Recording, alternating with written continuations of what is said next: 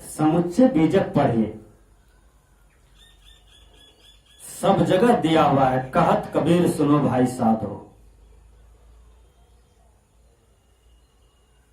समुच्चय बीजक में जितना सदगुरु कबीर साधो पर चोट मारते हैं उतना किसी पर नहीं। साधु पर क्यों मारते हैं? पंडित पर क्यों मारे हैं? गुरु पर क्यों मारे हैं? संत महात्मा पर क्यों चोट मारे हैं? इसलिए कि ये समाज का मार्गदर्शक होता है। यदि मार्गदर्शक का आचरण ठीक हो, विचार ठीक हो, साधना ठीक हो, व्यवहार ठीक हो, खान पान ठीक हो, रहने गहने ठीक हो, तो समुच्चा समाज का सुधार हो जाएगा, समुच्चा विश्व का सुधार होगा। हमारे मार्गदर्शक जो हैं उन्हीं में गड़बड़ी है। और बहुत से पंडित हैं जो लोभी हैं, वेद की व्याख्या करते हैं, शास्त्र की व्याख्या करते हैं, लेकिन अपने अंदर में लोभ पड़ा हुआ है, काम पड़ा हुआ है, क्रोध पड़ा हुआ है, हमेशा गुस्सा में जीवन जीते हैं, हमेशा टेंशन में जीवन जीते हैं, दूसरे को भी टेंशन देते रहते हैं। बोलने की कला नहीं, चलने की कला नहीं, खाने की कला नहीं है। बहुत से पंडित लोग बकरी काट के खाते हैं, मछली भात खाते हैं, मांस भात खाते हैं और अपने आप को पंडित कहते हैं। बहुत से गुरु लोग लोभी हैं। बहुत से गुरु रात दिन प्रवचन देते हैं कि धन साथ में नहीं जाएगा, तुम्हारा परिवार साथ में नहीं जाएगा, यहां कोई किसी का नहीं है। जब ऐसे गुरु का निरीक्षण परीक्षण करते हैं तो वह गुरु में दोष दिखाई पड़ता है। बिना रुपया लिए हुए द्वार पर से जाते नहीं, सुंदर सुंदर भोजन मांगते हैं, सुंदर सुंदर सम्मान मांगते हैं। यह भी तो एक विषय है। जो साधु होकर के, महात्मा होकर के विषय का त्याग नहीं किया, वो कैसा साधु? इसलिए सदगुरु कबीर ने कहा, साधु होना चाहिए पक्का होके खेल, कच्चा सरसों पीढ़ी के खली बयान तेल। सच्चा साधु बने, सच्चे संत बने, सच्चे गुरु बने। यदि हमारे अंदर में सच्चाई आ जाएंगे तो फिर यह संसार स्वतः हमारे पीछे आ जाएंगे। साधु दिल से बना जाता है, भीतर से बना जाता है। जिसके अंदर में सही वैराग्य है, सही त्याग है, सचमुच में उसको अंदर से ये संसार जहान, ये सांसारिक भोग विष्ठा के समान वो देखते हैं, तो समझ जाइए कि वो सच्चे साधु हैं, वो सच्चे संत हैं। जो सच्चे संत होते हैं उसमें सहनशीलता होती है। न प्रतिकूल में दुखी है, न अनुकूल में दुखी है, दोनों में एक समान होते हैं। अनुकूल में खुश और प्रतिकूल में दुख, ये तो साधारण मानव का लक्षण होता है। जो प्रतिकूल में भी खुश रहे, अनुकूल में भी खुश रहे, वो तो संत का लक्षण होता है, वो तो गुरु का लक्षण होता है, वो तो पूर्ण ज्ञानी का लक्षण होता है। साधु का स्वभाव कैसा है? ये धरती के समान है, सूर्य के समान है, वृक्ष के समान है। वृक्ष फल देता है क्या? वृक्ष फल खाता है? नहीं खाता है, वह दूसरों को देता है। उसी प्रकार साधु जो होते हैं उनका ज्ञान, रहने गहने एक दूसरे के लिए हो जाते हैं, समूचा संसार के लिए हो जाते हैं। इसलिए समुच्चे संसार में साधु पूज्य हैं, भगवान हैं, देवता हैं। इसलिए उनके चरण को पखारा जाता है।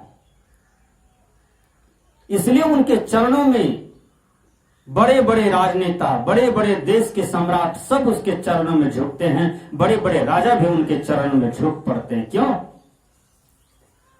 इसलिए कि संत के आगे में किसी का चलने वाला नहीं है। संत तो संत है, गुरु तो गुरु है, साधु तो साधु है। साधु का स्वभाव कैसा? एक बिच्छू था, वो बिच्छू पानी में डूब रहा है। उसी रास्ते से महात्मा जा रहे थे। महात्मा जी ने देखा, महात्मा जी हिलते हिलते गए और वो बिच्छू को हाथ में लिया, एक हाथ के सहारे से हिलते हुए आ रहे हैं। बिच्छू डंक मारता है। एक आदमी और खड़े थे नदी किनारे, वो कहते हैं बिच्छू तो आपको डंक मार रहा है महात्मा जी। तो महात्मा जी कहते हैं बिच्छू का स्वभाव है डंक मारना और हमारा स्वभाव है इनका रक्षा करना। अब देखिए महात्मा जी बिच्छू का जान बचा रहे हैं और बिच्छू उनको डंक पर डंक मारे जा रहे हैं।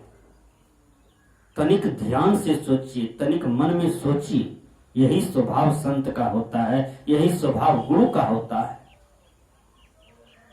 इसलिए सदगुरु कबीर जोड़ देते हैं, आग जो लगी आकाश में चुमी चुमी गिरे अंगार, संत न होते जगत में तो जल मरता संसार। यह संसार में यदि संत नहीं होते, सदगुरु नहीं होते, ज्ञान देने वाला नहीं होते, तो यह संसार जल मरते। क्योंकि यह संसार में राग द्वेष की आग लगी हुई है, अहंकार मोह की आग लगी हुई है। जिधर दृष्टि फैलाओ वहीं पर आग पर ही आग लगा हुआ है। और ये अग्नि को कौन समाप्त करेंगे? एक प्रकार की अग्नि नहीं है, कई प्रकार की अग्नि है संसार में, और इसको कौन समाप्त करेंगे? इस अग्नि को, अग्नि में पानी कौन देंगे? वह अग्नि में पानी देंगे तो संत देंगे। देख लीजिए, उंगली माल के जीवन को किसने सुधारा? संत ने सुधारा। रत्नाकर के जीवन को किसने सुधारा? संत ने सुधारा। बड़े बड़े कुरूरी मानव, पतित मानव, गिरे से गिरे व्यक्ति के जीवन को यदि कोई ऊपर उठाया है तो वह संत है, वह साधु है। मैं तो देखा हूं, जब परिवार काम में नहीं आते हैं, कर कुटुंब काम में नहीं आते हैं, धन दौलत काम में नहीं आते हैं, तो अंत अवस्था में लोग भाग करके चले जाते हैं साधु संत के अखाड़े पर, मठ पर, और वहां जब कुछ महसूस करता है तो वो कहते हैं बाबा मैं तो सारी जिंदगी गलती कर बैठा, सारी जिंदगी अपना समय को खो दिया, और शांति की खजाना यदि कहीं है तो वो तो साधु की संगति में। इसलिए सदगुरु कबीर भी कहते हैं राम बुलावा भेजिया दिया कबीरा रोई, जो सुख साधु संग में सो बैकुंठ न होए। सदगुरु कबीर जैसे सम्राट पुरुष बोलते हैं। विचार कीजिए, जब सदगुरु कबीर साहब का तपस्या, सदगुरु कबीर साहब का सब कुछ यह संसार में पूरा हो गया, तो काल्पनिक कथा है, कहा जाता है कि स्वर्ग लोक से रथ भेजा गया कि जाओ कबीर साहब को लाओ। कबीर साहब का इतना बड़ा पुण्य हो गया कि उनको बैठा करके फूल की माला पहना करके लाओ। जब रथ आए कबीर साहब के पास, तो कबीर साहब कहते हैं तुम क्यों आए हो हमारे पास? कहा राम बुलाए हैं आपको, भगवान बुलाए हैं आपको, ईश्वर बुला रहे हैं आपको, आप बैठिए, चलिए। आपने इतना सुंदर धर्म कर्म किया, पुण्य किया, भक्ति किया कि आपका तो सब कुछ पूरा हो गया है संसार में, आपके आगे में ईश्वर ही कल जोड़ करके खड़े हैं। तो सदगुरु कबीर कहते हैं नहीं भैया, अपना रथ लेकर के तुम जाओ। कहा क्यों? इतना सुंदर मौका आप मत छोड़िए बाबा। अरे ऐसा मौका तो मनुष्य खोजते हैं और मिलता नहीं है। कहा नहीं, हमको वहां एक चीज मिलेगा। कहा क्या? कहा जो सुख पावो साधु संग में सो बैकुंठ न होए। क्या आप तुम्हारे स्वर्ग लोक में साधु की संगति मिलेंगी, सत्संग मिलेंगे, ज्ञान की चर्चा मिलेंगे? तो उसने कहा नहीं, स्वर्ग में तो ये व्यवस्था नहीं है।